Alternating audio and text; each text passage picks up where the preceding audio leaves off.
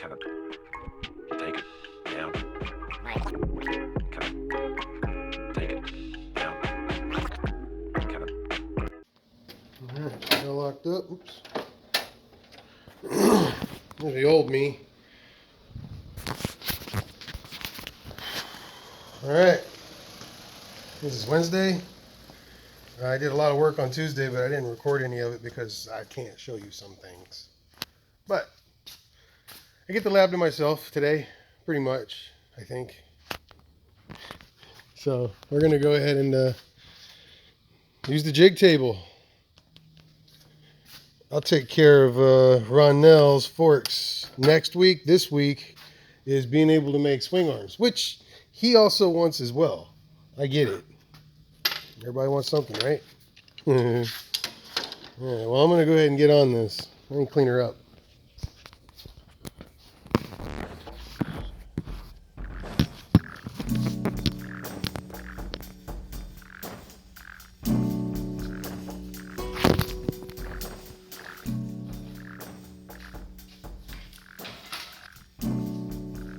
Wow, move so much stuff, I never know where anything is anymore. I need to make brake adapters today, too.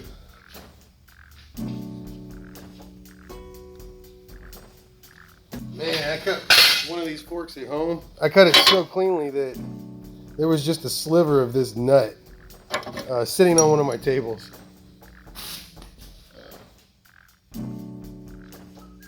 And they're all going. He knows how to weld now. Take this piece of steel, put it somewhere else.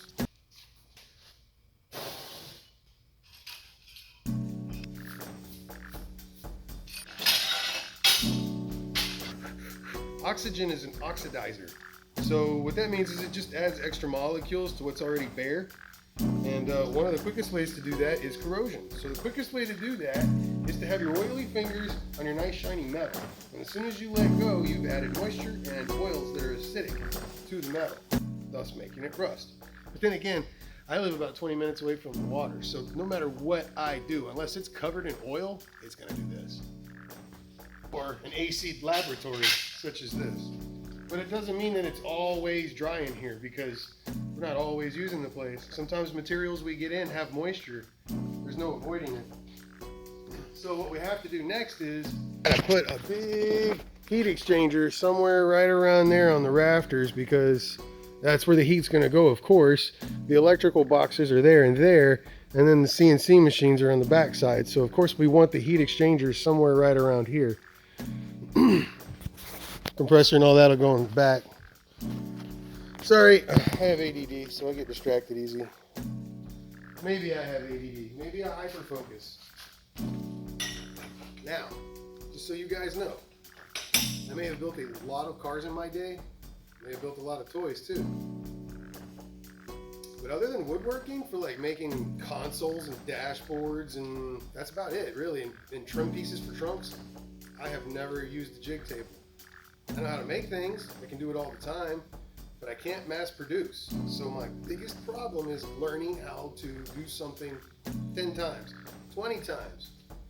And that's what this is about. I'm glad to give you guys something that I'm interested in doing.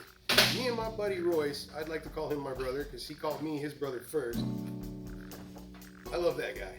He's the first person I've met in many, many years that shakes your hand and says, let's get to work. What can we do? I know he just got off of work. I know he just got done doing basically this, busting his butt all day. No AC, not comfortable, no sitting, no chairs. And then he comes over and he offers me help. That means more to me than somebody who sits on their butt all day long and then comes over and offers me, because he just busted his butt. And he still has a little bit of get up and go left. And when he's done with me, he's gonna go home and go be a good husband and father. So I can't say much else about excuses other than he's doing way better. So ADD, I always get sidetracked. Either way, Royce, me and you are gonna do this together one way or another. So I'm gonna go ahead and begin by setting up this jig and figuring out the best way to make everything. I already have some pre-cuts to get me started. It should help. Yeah, there we go. That's probably better. That should help me not melt to death.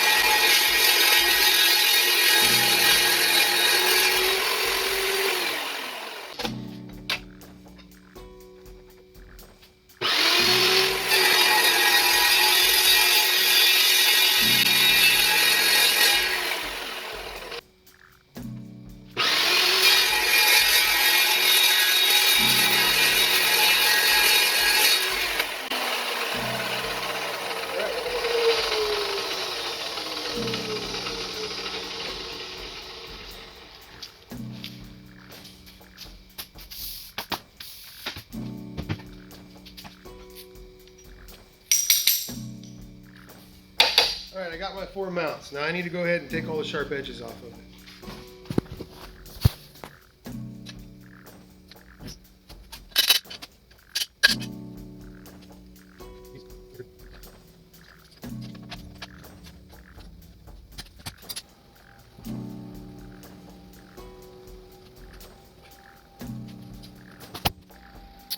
Alright, let's start making our jig and see how things line up. Again, I have no clue what I'm doing, but I know that I need to make all these mounts accurate. All mounts. Gotta be accurate. Quick update. So we got some spacers. We got our fork mount and base plate. We're gonna go ahead and make sure that it's lined up to the point where I can go ahead and make flat tabs for these guys so that we can mount our bolt holes correctly to the right width. And then we're going to go ahead and work on a track to make sure I get these two guys lined up. The next step is I need to go ahead and cut those back pieces that I was just showing you that have the curve for the back plug. And then move forward.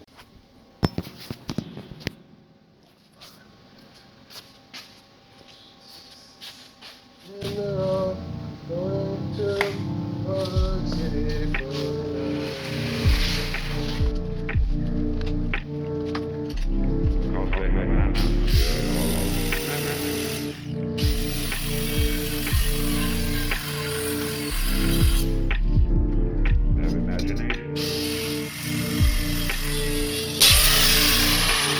So much easier when it's not cordless. I remember Royce telling me that there was so much drama involved watching me cut pieces of metal with a cordless. These are so much easier.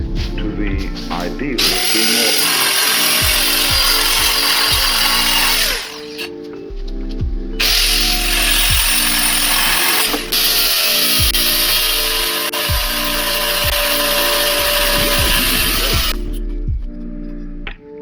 and the artistic,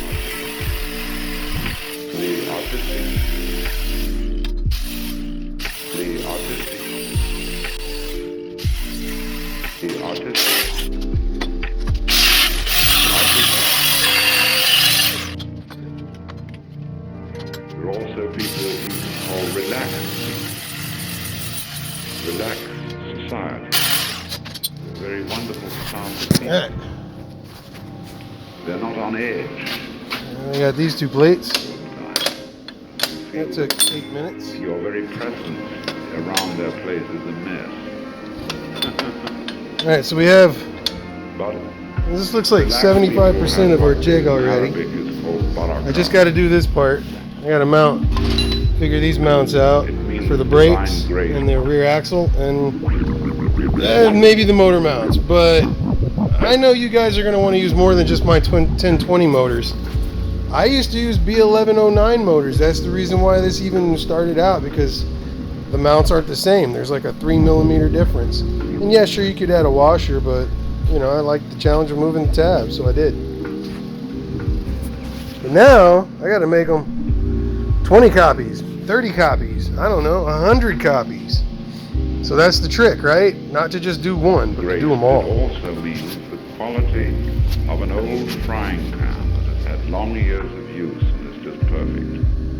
Not to brag, but a lifelong friend of mine, business partner, and hopefully legend that I'm going to change the world with, told me that the difference between me and a lot of other people is that I know what I don't know. And let me tell you, I don't know anything. That's butter. And there are people like that too. And all these are the great spontaneous virtues that cannot be contrived. Never throw them away. Because sometimes you're going to have to hit spots that are so small that a big cutoff wheel is just going to destroy everything around it. So keep the little ones and put them in a little drawer for when you need them.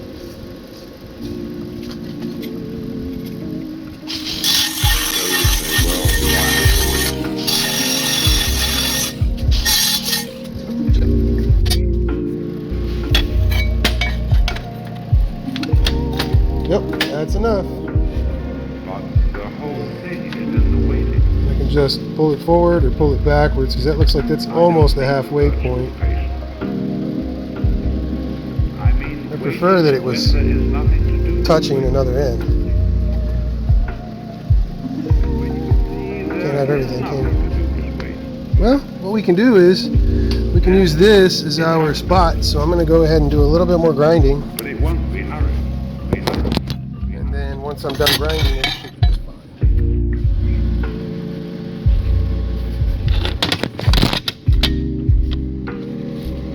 Oh, that does it. All right. Look at that. It's level. I mean, look at that. It's level. I have to wear my gloves. Yeah, then we just got to put those little tabs on here. Just got to put those little tabs on either side. That jig is done. I mean, that easy. It's done. I just got to make sure everything is 100% lined up. I'll put a couple of tacks, welders on. I'll put a couple of tacks down. And then if everything is nice and straight, I'll roll a few beads. But you can't see it when you're trying to get it. It's basically complete. Still less see it when you're trying to get I'm it. going to go ahead and come in tomorrow and then drill all these holes. So there is no alternative but to go The through motor mount stuff, I just cut out the L brackets for that. And then we'll see how close we can get to work, huh? I know I cannot make a U-bend. Not right now. But I can make little pie cuts, beep, beep, beep, beep, beep, beep, and then get a good angle. So that might be where that is. Or maybe it'll just come up and then go to a flat bar. Or I might do 23.5 and 23.5 here and then get it to level there as a 45 and then come back down.